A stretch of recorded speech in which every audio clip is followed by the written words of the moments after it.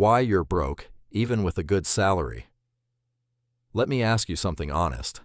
Have you ever gotten a raise, felt excited for about 2 weeks, and then realized nothing actually changed? Your bank account still looks the same, maybe even worse. If that's you, you're not bad with money.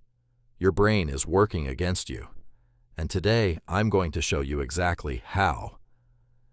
Here's what nobody tells you about money. Earning more doesn't automatically mean keeping more. Studies show that 70% of people who get a significant salary increase end up spending almost all of it within 6 months. 70%. That's not laziness. That's not stupidity. That's a psychological trap that almost every human being falls into. And it even has a name. It's called lifestyle inflation.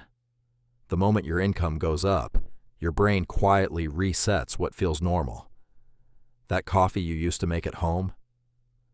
Now you deserve the cafe version. That car that worked perfectly fine? Now it feels embarrassing next to your new salary. Your expenses grow at exactly the same speed as your income, sometimes faster. Economists call this the hedonic treadmill. You keep running, you keep earning more, but you never actually get ahead. Let me give you a real example. Imagine 2 people. Ahmad earns $1,000 a month and saves $100. His friend Timur gets promoted and now earns $2,500 a month.